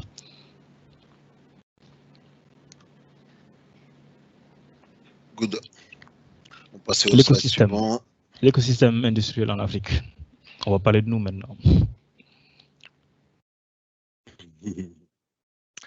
Oui, donc là, ce qu'on retrouve globalement, c'est ce qu'on disait tout à l'heure, hein, l'exposition des systèmes industriels en Afrique. Je donnais tout à l'heure l'exemple des opérations de maintenance ou de diagnostic, hein, ou même parfois d'exploitation qui se font à distance. C'est pas sorcier. Quand on veut que le système soit administré, maintenu ou exploité à distance, ça veut dire qu'il faut ouvrir son réseau. Il faut que les flux soient ouverts vers l'extérieur. Donc, surtout quand il n'y a pas de transfert de compétences, il n'y a pas de transfert de technologie, il n'y a pas d'appropriation technique et technologique de nos systèmes industriels critiques. Ça veut dire quoi? Ça veut dire que l'Afrique se livre aujourd'hui pieds et poings liés dans le cyberespace et donc est exposé à toute forme d'attaque. Donc j'ai l'habitude de dire que si aujourd'hui des attaques d'envergure n'ont pas lieu dans certaines capitales africaines, c'est parce que certaines personnes n'ont pas encore décidé de le faire. D'accord. C'est pas pour faire peur, mais c'est vraiment la réalité. Ce qu'on retrouve ici, c'est ce qu'a coûté la cybercriminalité qui englobe toute la partie sécurité d'un système industriel, mais pas que. C'est une approche globale. Il faut aussi avouer que c'est pas forcément évident de trouver des chiffres, des données concernant les attaques sur les systèmes industriels en Afrique. Il y en a beaucoup, d'accord. C'est pas forcément tout documenté, c'est pas forcément tout remonté. On a essayé ici de remettre en évidence l'exposition des systèmes industriels en Afrique. On retrouve ici la cyber-war entre l'Éthiopie et l'Égypte, hein, avec le Cyber Oris Group égyptien qui a attaqué à un moment donné le système d'information et certains sites industriels éthiopiens. Ici à droite, vous avez donc c'est des captures Shodan. Hein. Shodan, c'est un outil qui permet de visualiser en temps réel. J'avais prévu de faire une démo, mais on va se contenter des captures d'écran. C'était un outil qui permet de visualiser en temps réel ce qui se passe sur Internet. Qui est-ce qui communique, avec quel protocole, depuis quel endroit. Donc là, vous allez sur Shodan, il y a un search engine et vous tapez je veux voir ce qui se passe sur tel port. D'accord. Donc là, vous voyez typiquement une communication sur le port 102. Donc les puristes reconnaîtront l'équipement et les protocoles derrière ce port et derrière cette application. D'accord. Donc là, on voit 42 000 connexions ouvertes sur ce port-là dans le monde. Hein, avec effectivement, on le voit ici, que l'Afrique reste aussi concernée, même si c'est pas la grande partie de l'usage de ce port de manière connectée. Là, en gros, c'est du remote access. Hein, c'est du remote access. Le port 502, le bon vieux port 502, donc là, les puristes ou les développeurs vont reconnaître le Modbus, hein, clairement, du Modbus TCP. Donc là, on voit qu'il y a beaucoup de communications qui se font et de connexions ouvertes par du Modbus TCP. Ce qu'il faut savoir, c'est que le Modbus TCP, il est ni encrypté, ni sécurisé. Donc, c'est une communication en clair, c'est-à-dire que là, il y a des gens qui sont en train d'envoyer des ordres d'ouverture et de fermeture à des disjoncteurs depuis Internet. D'accord? C'est vraiment comme ça qu'il faut le visualiser. Donc, on le voit, hein, l'Afrique n'est pas épargnée, même si on ne représente pas la grande partie de ces acteurs, mais en tout cas, des entreprises africaines se font piloter à distance. Hein. Ça se fait dans le monde entier du remote access. Maintenant, la question, c'est est-ce que le dispositif de sécurité qu'il y a autour de ces échanges-là, l'architecture qu'il y a autour de ces échanges-là est suffisamment sécurisée, a été pensée en amont, comme le disait Papadam, et est-ce que les mécanismes, les process de sécurité sont respectés? Est-ce que les mesures techniques et technologiques du point de vue de sécurité sont respectées, etc. C'est vraiment là où se trouve la grosse question. Et le monde entier a un retard dans ce domaine. L'Afrique l'est encore plus à ce niveau-là. Et je pense aussi qu'il y a un point assez intéressant, assez important aussi qu'il faut aussi regarder, c'est le manque de CERT. C'est-à-dire que les rapports d'incidents de cybersécurité ne sont pas aussi exhaustifs parce qu'il y a un manque énorme de CERT dans les différents pays. Donc on ne peut pas capitaliser sur tous les incidents de cybersécurité qui se passent parce qu'il faut d'abord avoir des CERT. Et la politique de mise en place de différents CERT dans les pays est en cours et pour le moment, il n'y a que l'activité IT qui est intégrée. Donc il y a une vraie méconnaissance du périmètre industriel déjà pour pouvoir reporter un incident de cybersécurité industrielle. Donc en fait, pour dire que la cybersécurité globalement, IT et celle de la cybersécurité industrielle sont liées sur ce point-là et que le retard sur l'IT ne va faire que aggraver la situation sur le périmètre industriel. C'est pour cela qu'il est assez difficile de pouvoir avoir une idée de nombre d'incidents de cybersécurité sur le périmètre industriel.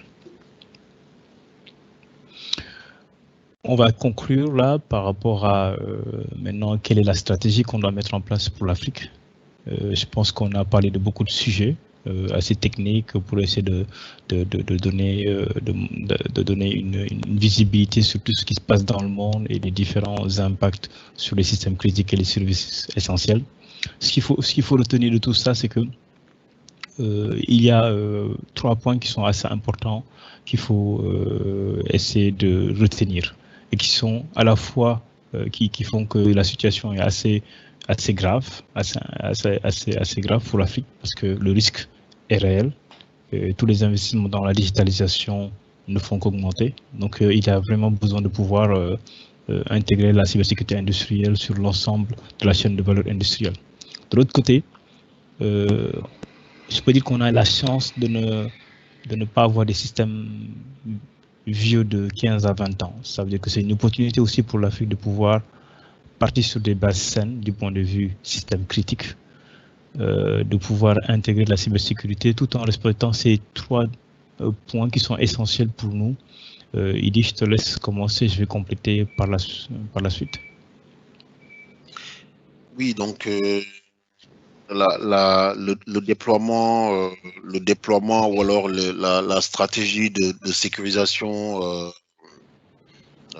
d'un système d'information de manière générale, et là spécifiquement système d'information industriel, obéit, faut pas inventer la roue, hein, obéit à ce triptyque qui est très important. Il faut des ressources humaines de qualité, il faut des ressources humaines compétentes. Aujourd'hui, on a des ressources humaines en Afrique qui sont compétentes. On n'a pas encore une masse critique. On n'a pas encore suffisamment de personnes qualifiées et compétentes pour adresser ce sujet-là du point de vue stratégique, du point de vue de la gouvernance, du point de vue des process, etc. Donc, il faut vraiment miser beaucoup sur la formation et la sensibilisation surtout des preneurs de décision, des politiques, du législateur, des managers, etc. C'est très important qu'ils comprennent ce qui se passe, qu'ils comprennent les enjeux, qu'ils comprennent les risques et qu'ils comprennent les conséquences aussi d'attaques sur des infrastructures critiques. construire un écosystème cyber, hein, c'est très important, et puis pouvoir s'appuyer sur une expertise locale. Une expertise locale, c'est vraiment très important d'avoir des gens sur qui on peut compter pour faire des recommandations, des bonnes pratiques, des guides, etc. Des gens compétents qui sont sur le continent et qui travaillent pour le continent. La gouvernance. Je vais juste rajouter quelques commentaires par rapport à la sensibilisation. Je pense qu'il est très, très important que les décideurs, que ce soit au niveau des différents pays, au niveau des différentes industries, qu'ils prennent conscience de ce risque.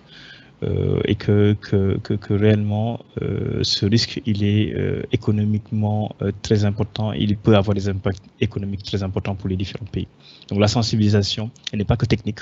Il faut que la mesure du risque soit réellement soit appropriée par les différents pays, par les différentes institutions réglementaires ou les différentes institutions comme la CEDEAO, comme l'Union africaine, pour qu'il y ait réellement une volonté politique de pouvoir traiter ce problème-là. Le renforcement de capacité, c'est qu'une fois que cette prise de décision elle est faite, toutes les stratégies des différents pays doivent permettre d'apporter des réponses du point de vue capacitaire, parce qu'il y a besoin de pouvoir former des ingénieurs. Il faut que ces ingénieurs-là soient formés dans l'ensemble des différents pays. Il faut que ces ingénieurs-là soient... pour que l'Afrique se dote de capacité à mettre en place un écosystème. Et son écosystème-là, ce n'est pas que pour protéger, mais c'est aussi un écosystème du point de vue marché. Il faut qu'on puisse innover. Il faut qu'on puisse mettre en place des produits. J'ai vu une question là qui est très importante, très intéressante, là, sur une personne qui est au Maroc qui est en train de développer un produit open source. Et on a besoin de ça, en fait. On a besoin, pour avoir une souveraineté technologique, on reviendra dessus, d'avoir un écosystème qui regroupe à la fois les industriels, des politiques, et aussi des acteurs locaux, des gens comme vous et nous, et des acteurs académiques qui permettent de pouvoir mettre en place un écosystème. Je pense qu'on l'a perdu. Il faut continuer le temps que Pape Dame se reconnecte. Voilà, donc là, ce qu'on retrouve, c'est vraiment donc l'importance capitale de la sensibilisation, que les preneurs de décision sachent que les décideurs sachent que c'est très important de construire un écosystème cyber de s'appuyer sur une expertise locale, qui ait en place une gouvernance de la sécurité au niveau national, au niveau local, au niveau régional, et que cette gouvernance ait aussi une approche industrielle, d'accord ?